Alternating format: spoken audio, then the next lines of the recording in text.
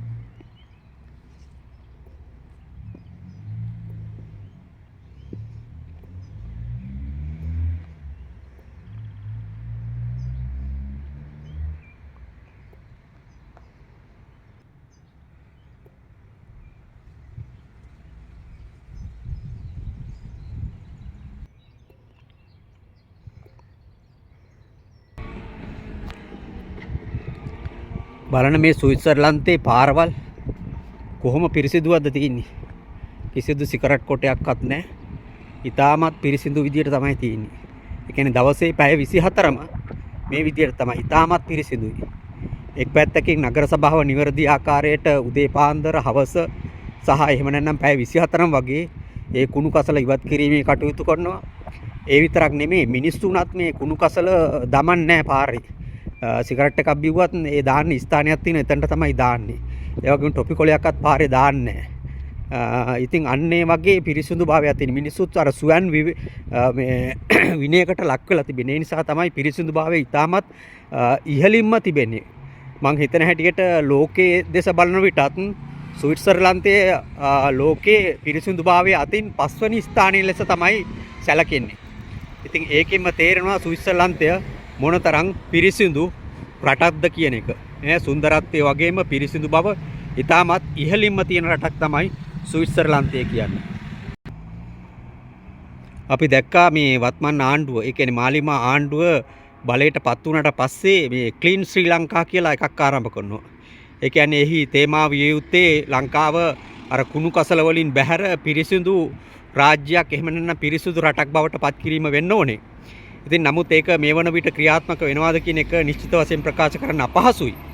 නමුත් මේ ඇත්තටම ශ්‍රී ලංකාවටත් මේ ස්විට්සර්ලන්තයේ වගේ රටවල් වලින් ඉගෙනගත යුතු පාඩම් ලබාගත යුතු බොහෝ දේවල් තියෙනවා.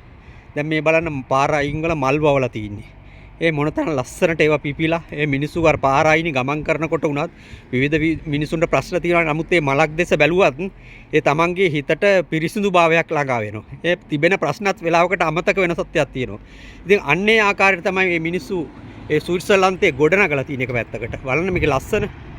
කිසිම තැනක නරක දෙයක් නැහැ. හැම තැනම බැලූ ඇත පේන්නේ මොකක්ද අපිට? සුන්දරත්වය. ඒ කියන්නේ බලන්න ආස හිතන තත්ත්වයක් තමයි ස්විට්සර්ලන්තයේ හැම වටින්ම තියෙන්නේ. ඉතින් අපේ රටවලටත් ලබාගත යුතු උදාහරණ ගත යුතු විශාල දේවල් මෙහි තුල තිබෙනවා. ඒ නිසා තමයි මම මේ වීඩියෝ එක මේ ආකාරයට පවල කරන්නේ. ලංකාවත් මේ ක්ලීන් ශ්‍රී ලංකා කිව්වට ඉතින් ඒක නමට විතරක් හරියන්නේ නැහැ. ඉතින් ඊට වඩා දේවල් තිබිය යුතුයි ඒකවල තිල. මේ තමයි ස්විට්සර්ලන්තයේ පාක් එක. ඉතින් මිනිස්සුන්ට ඉතින් මෙම සෑම නගරයක්ම කේන්ද්‍ර කරගෙන මෙවැනි පාක් එකක් තියෙනවා. ඒ කියන්නේ මිනිස්සුන්ට නිදහසේ වාඩි වෙලා ඉන්න කතා බහ කරන්න. ඉතින් මිනිස්සුන්ගේ ඉතින් ඉරිදා දවසට ඇහිල්ලා ඉතින් පොඩ්ඩක් ඉන්න ඒ මනස සැහැල්ලු වෙන්න. ඉතින් ඒ මිනිස්සුන්ට සමාජයේ එහෙම නැත්නම් ශාරීරික අවශ්‍යතා, ඒ කියන්නේ මිනිස්සුන්ට කායික මානසික සුවය සඳහා ඒ සෑම දෙයක්ම ස්ථාපිත කරලා තිනවා. පේනවනේ ඉතින්. දැන් ඒවා තැන් වලට වාඩි වෙන්න මේ තැන් වලට ඇහිලා ඉතින් කාටවත් පොලිසියට ඇහිලා පැනලා කරදර කරන්න බෑ. යෝඩු හිටියයි අරවයි මේවයි කියලා එහෙම බෑ මෙතන. ඒ පූර්ණ නිදහස තියෙනවා ඒගොල්ලන්ට. ඒ තමන්ගේ නිදහස උපරිම වශයෙන් භුක්ති විඳින්න. මේ තියෙන්නේ මෙතන බලන්න මෙතන සුවිශේෂී දෙයක් ඔයගොල්ලන්ට මම පැහැදිලි කරලා දෙන්නම් මෙතන. මේ තියෙන්නේ එක පැත්තකින් මේ කුණු දාන තැනක්. මේ පාක් එකේ හදලා දීලා තියෙන්නේ. අනිත් පැත්තෙන් ඔබට පේනවා ඇති මේ රතු පාට කවරයක්. ඒ සිලින් කවරයක් වගේ. දැන් ඒක මොකක්ද දන්නවද ඒක තියලා තියෙන්නේ? ඒක තියෙන්නේ මේ පාක් එකට මේ අරගෙන එනවා සමහර පවුලේ අය එනකොට මේ බල්ලා අරන් එනවා. ඉතින් සෑම ගෙදරකම බොහෝ දුරට බල්ලෙක් ඉන්නවා. ඉතින් ඒ බල්ලා අරගෙන ආවට පස්සේ බල්ලා කක්ක කරොත් මොකද කරන්නේ? මේ රතු පාට බෑග් එක අරගෙන ඉවරලා ඒ කක්ක ඒකට දාලා ඉවරලා මේකට ඇතුල් කරන්න ඕනේ. එහෙම තමයි. එහෙම නැතුව මේ පාර මේ බිම කක්ක කරයි කියලා අහක බලාගෙන යන්න බෑ. තමන්ගේ බල්ලා කක්ක කරනනම් අර රතු පාට එකට ඒ කක්ක එක අරගෙන දාලා ඉවරලා අර කුණු කූඩේට ඇතුළට දාන්න ඕනේ. ඊට පස්සේ නගර සභාවෙන් ඇහිල්ලා ඒක ගෙලියනවා. බලන්න ඒක බල්ලට උනත් පිළිවෙලකට ඒ සියල්ල හදලා තියෙන බෑග් එකක් හිටත් දාලා දැන් අපේ රටත් මෙන්න මේ වගේ දේවල් ඉගෙන ගන්න කියන එක තමයි මූලික වශයෙන් අපිට ප්‍රකාශ කළ හැක්කේ. දැන් මේ පාක් එක උනත් නිකම් පාක් එකක් නෙමෙයි. එහි බලන්න එහි යටිතල පහසුකම් බලන්න මොනතරම් දියුණු විදියට හදලා තියෙනවද? ගස් වවලා. එතකොට මේ සිසිලස දැනෙනවා. දැන් මම මේ ඉන්නකොටත් මම දැන් දවල් දැන් මේ හවස 3:00ට 4ට විතර හිටියේ. ඊටාම පට්ට අවුවක් තියෙන්නේ. ඒ පට්ට අවුවේ වුණත් හරි සිසිලසක් දැනෙන්නේ මොකද ගස් කොළන් තියෙන සෑහෙන්න.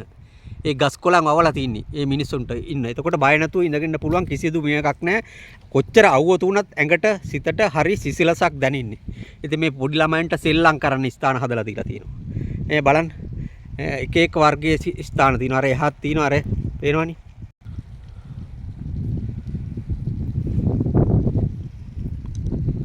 අතන ඔන්චිලි පදින්න අතන හදලා දීලා තියෙනවා. ඉන්නේ ඔන්චිලි පදින්න එකක්. මේ ටේබල් ටෙනිස් ගහන්න මෙතන. දැක්කද?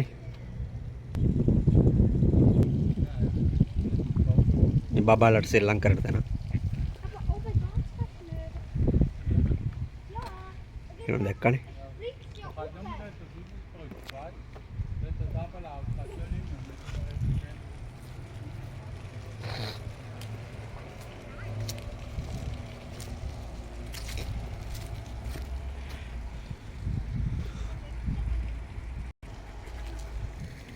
ඒත් බබාලට සෙල්ලම් කරන්න.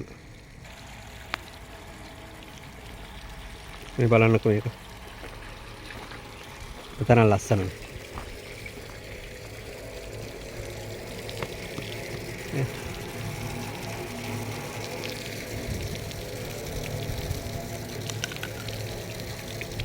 වතුර වැටෙනවා.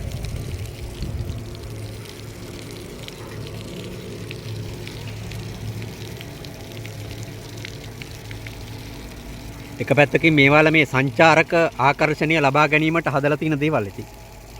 මේවා ඉතින් ඉතාම පහසුයි අපේ රටේ ගොඩනගන්න පුළුවන්. සංචාරක කර්මාන්තය දියුණු කිරීම සඳහා.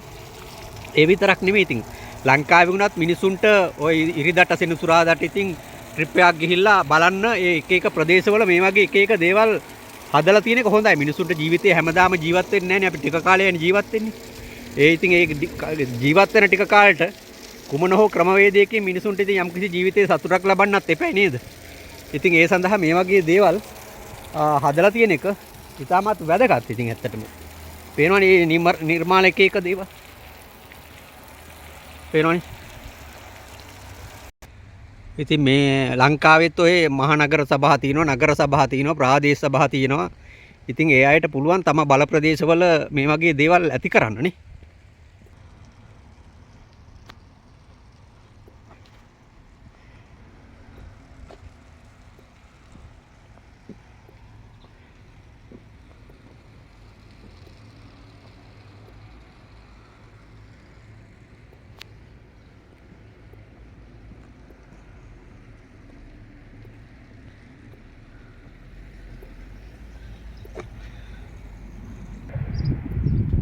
මේ තියෙන ස්විට්සර්ලන්තේ කාර් පාක් එක. බලන්න මේ ඒවා පිළිවෙලකට හදලා තියෙන හැටි.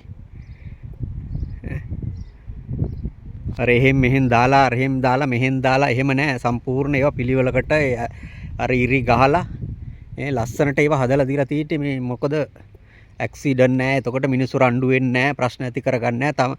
ඒ නියමිත ස්ථානෙ ගිහිල්ලා ඒ කාර් එක පාක් කරා. තමන්ගේ වැඩ ටික කරගත්තා. ඊට පස්සේ ඇහිල්ලා ආවා.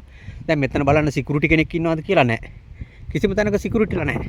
දැන් අපේ ලංකාවේ නම් මේ වගේ තැන් වලට සිකියුරිටි දාලා ටිකට් එකක් කඩන තවත් ගෝලියෙක් දාලා ඒ ටිකට් එකත් බොරු වංචාකාරු කාගේ හරි තරවකාරයෙකු වැඩක් එකක්.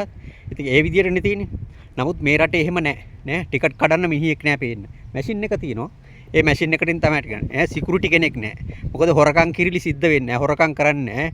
දැන් අපේ රටේ මෙහෙම වාහනයක් නවත්තලා තුනොත් සයිඩ් කණ්ණාඩිය ගලවගෙන යයි. රෝදයක් ගලවගෙන යයි. ලයිට් එකක් ගලවගෙන යයි. එහෙමනේ තියෙන්නේ ඉතින්. මේ තින්නේ එහෙම නැහැ. මේ තින්නේ මැෂින් එක. මේ මෙතනින් තියෙනවා. එතනට කාඩ් එක ගහලා ඒ තමන්ගේ පැය කීයද ඉන්නේ. ඒකෙන් මේ සල්ලි මෙයා කරන්න පුළුවන්. මේ සල්ලි ගන්න කියලා වෙන පුජ්‍යලයක් නෑ පේනවනේ. ඔය තියෙන මැෂින් එක තමයි. ඉතින් ඒ වගේ හොකේට හදලා තියෙන්නේ. මේ තියෙන්නේ මේ බලන්න කුණු දාන තැනක්. මේන බලන්න ඉතාමත් ලස්සනට හදලා තියෙන තැනක් මේ. කොහොමද මේවා? මේ තනිකරම කුණු දාන තැනක්. එක එක ಜಾති වල. ප්ලාස්ටික් දාන්න ඒ වගේම බත් නම් බත් ඒවා දාන්න, ප්ලාස්ටික් දාන්න, ඉටි කොළ දාන්න, වීදුරු දාන්න, වීදුරු දාන්න වෙනම තියෙනවා ඒ වලට. මේ ඒ විදිහට එකෙන් එකට හදලා තියෙන්නේ. දැන් මෙතනදී මම ඔයාගොල්ලන්ට මේ විශේෂ සුවිශේෂී වූ දෙයක් කියන්න. දැන් මෙන්න මේක උදාහරණයක් දැන් මෙන්න මේක. දැන් ඔබට මතකද දැන් මෙන්න මේක උස්සලා තමයි දාන්නේ. කුණු ටික දාලා මේක ඇතුළට දාලා වැහුවා. රයිට් එතකොට දැන් ඔබට ප්‍රශ්නය තුන දැන් මේකේ කුණු ටික කොහොමද ගන්නෙ එතකොට? දැන් මේක යන්නේ. දැන් මෙතන තියෙන්නේ හෙන වලක් ඇතුලේ. මේ වලේ තමයි මේක හයි කරලා තියෙන්නේ. එතකොට මේක දැන් මෙහි උඩින් ගන්න බෑනේ කුණු. මේක ඇනලා ඉවරලා උඩින් ගන්න බෑ. එහෙමනම් මොකද කරන්න තියෙන්නේ? මේක උදේට ඇහිල්ලා මේ මැෂිමක් එනවා නගර සභාවේ. ඒ මැෂිම ඇහිලා කන්ටේනරයක් වගේ එකක් එන්නේ. ඇහිල්ලා ඉවරලා මේ මෙතනට දාලා ඉවරලා මේකෙන් උස්සනවා. මේකෙන් ඉස්සුවට පස්සේ මේ මුළු මේකම උඩට ඉස්සිලා එනවා සම්පූර්ණ කුණු බාල්දි ඒවා මේවා කුණු දාපු සේරම. ඊට පස්සේ ඕක අරගෙන ඉවරලා ඕක කලියෙම කන්ටේනර් උස්සලා දානවා. උස්සලා දැම්මට පස්සේ යටින් තියෙනවා දොරක් වගේ එකක් ඇරෙනවා. ඇරුණාට පස්සේ කුණු ටික යටට වැටෙනවා කන්ටේනර් එක ඇතුළට. ආපහු මේක උස්සලා මෙතනින් තියෙනවා. බොහොම සුළු දෙයක් තියෙන්නේ. විනාඩි 2ක වගේ වැඩක් තියෙන්නේ. ඉතින් ඒවා ඉතාමත් ලස්සනට හදලා තියෙන්නේ. පේනවනේ. ඉතින් මෙන්න මේවා මං හිතන හැටි මේවා ඉතින් කවුරුවත් අවශ්‍යතාවයක් නැහැ. දැන් බලන්න මේ මෙතන මේ අවට එහෙම කුණු කෑල්ලක් තියෙනවද? කුණු කෑල්ලක් නැහැ. දැන් අපේ ලංකාවේ නම් මේ වගේ කුණු බාල්දියක් තිබුණත් මේ වටේ මොන තරම් කුණු තියලා තියෙනවද? දැන් තැන්වල කුණු දාලා කෙල ගහලා බුලත් කෙල ගහලා සිගරට් කොට දාලා කැහි දාලා ඔටු දාලා ඒ කියන්නේ කක්ක කළා චූ කළා මෙතනට කිට්ටු වෙන්න බෑ ගන්ධස්සාරින්න බෑ අපේ රටේ එහෙමනේ ඉතින්. නමුත් මේවල එහෙම නැහැ. බලන්න මොන තරම් පිරිසු කුණු දාන තැනත් පිරිසුදුයි. මේ පාරවල් විතරක් නෙමෙයි. මේ තියෙන පාරවල්. මේ පාරවල් විතරක් නෙමෙයි පිරිසිදුභාවයේ තියෙන කුණු දාන තැනත් පිරිසිදුයි. ඒකෙන් තේරෙනවා මේ මොනතරම් විනයගරුක විනීතව නීතිගරුක නීතියට එකඟව මේ රටේ දේවල් සිද්ධ වෙනවාද කියන එක මේ තුලින් ඔබට පැහැදිලිවම පෙන්눔 කරනවා. ඉතින් මේවා තමයි අපේ රටේ ආදර්ශයට ගත යුතු. ඔය ක්ලීන් ශ්‍රී ලංකා කියලා දෙයක් කරනවා. ඉතින් ඇත්තටම ওই නගර සභා මහනගර සභා මෙන්න මේවා ආදර්ශයට ගැනීම ඉතාමත් වැදගත් කියන එක මූලික වශයෙන් ප්‍රකාශ කරනවා. මොකද මේවා මම මේ පෙන්වන්නේ මේ ඉතින් මේ ආණ්ඩුව වලට උනත් පුළුවන් මේවා උදාහරණයකට අරගෙන මේවා බලලා ඉන්ටර්නෙට් එකේ ගියත් මේවා හොයාගන්න පුළුවන්. ඉතින් ඒකෙන් හොඳ ආදර්ශයක් අපිට හදාගන්න පුළුවන් හොඳ දෙයක් හදාගන්න පුළුවන් අපේ රටට ඇත්තටම.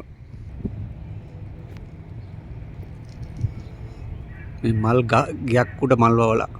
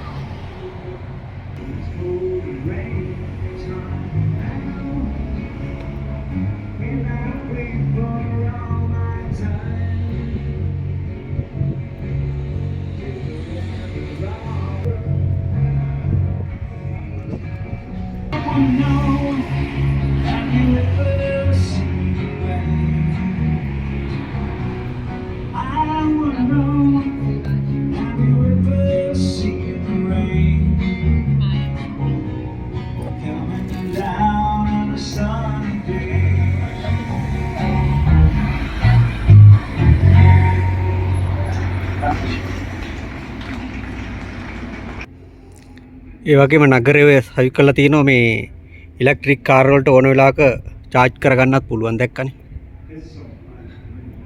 මේ එතන තියෙන මේකනේ. ගැහුවා. එනවනේ.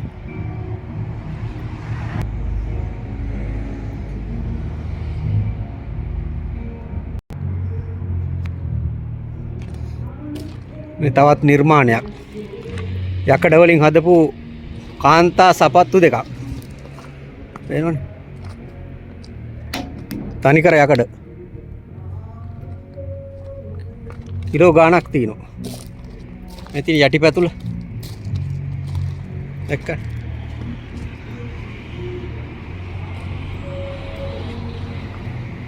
පේනවනේ.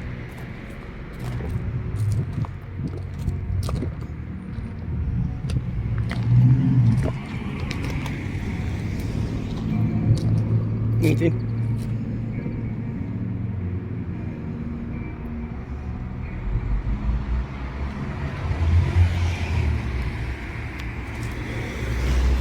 ඉතින් අදත් ඔයගොල්ලෝ විශේෂ කරුණු කාරණා දෙකක් තුනක් දැළුවා. ස්විට්සර්ලන්තේ බල්ලෝ කක්ක කළා කොයි ආකාරයට දාන්නේ ඒ වගේම මිනිස්සු කුණු දාන්නේ කොහොමද?